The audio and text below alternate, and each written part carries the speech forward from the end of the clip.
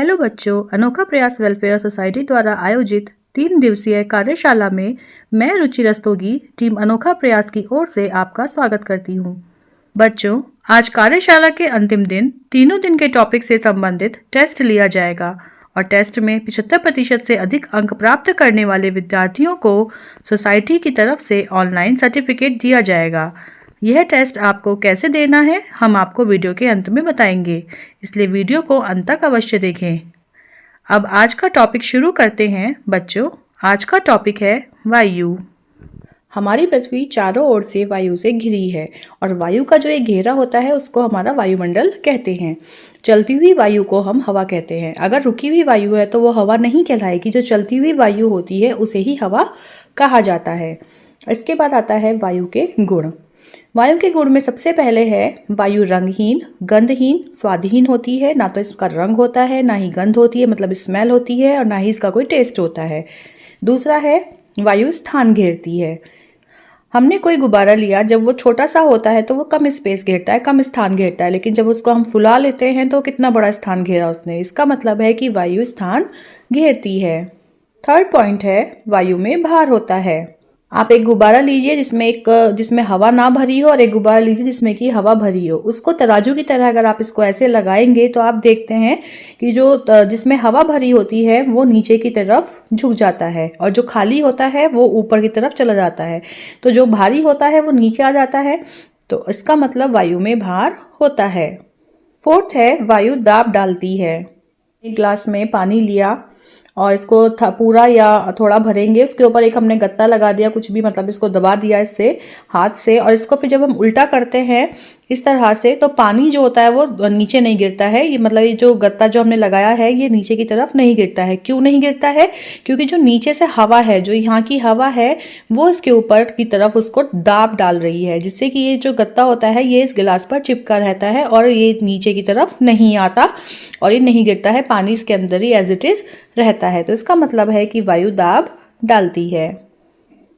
अब बात करते हैं वायु के संगठन की, मतलब वायु में क्या क्या होता है। वायु एक समांगी मिश्रण है, मतलब उसमें बहुत सारी चीज़ें होती हैं, गैसेस होती हैं और जलवाष्प होती है, बहुत सारी चीज़ें होती हैं, धूल के कण होते हैं। तो ये एक वायु का जो होता है समांगी मिश्रण है और इसके अंदर जो मेन गैसेज हैं वो है नाइट्रोजन, ऑक्सीजन और कार्बन डाइऑक्साइड। इनकी जो प्रतिशतता है वो है नाइट्रोजन 78%, ऑक्सीजन 21% और कार्बन डाइऑक्साइड 0.03% होती है। बाकी जो बचा 0.97 या 0.97 ये है अन्य गैसें। तो वायु का जो संगठन होता है उसमें जो गैसेस होती हैं उन गैसों का उपयोग क्या क्या है ये देख लेते हैं हम। सबसे पहले हम पढ़ते हैं नाइट्रोजन का उपयोग। नाइट्रोजन का उपयोग उर्वरक बनाने में किया जाता है, जिससे हमारी भूमि उपजाऊ हो जाती है, जैसे कि यूरिया, अमोनियम सल्फेट।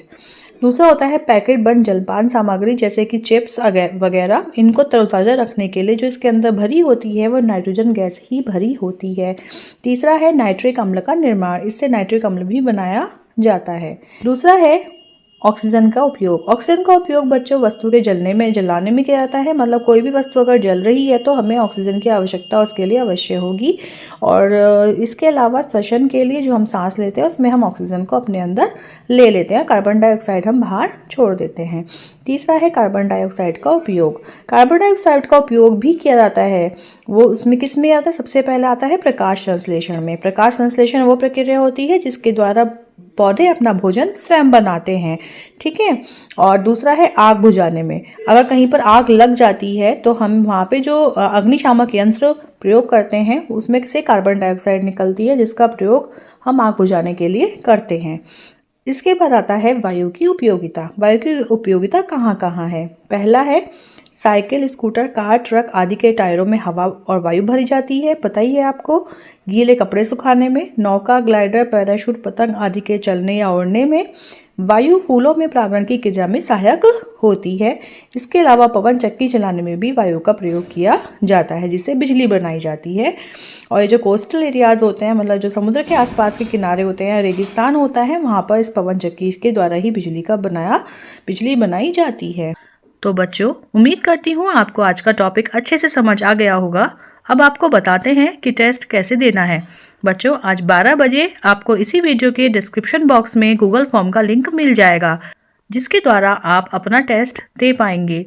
आशा है सभी बच्चे अच्छे से टेस्ट देंगे और 75% से अधिक नंबर लाकर सर्टिफिकेट प्राप्त करेंगे। धन्यवाद।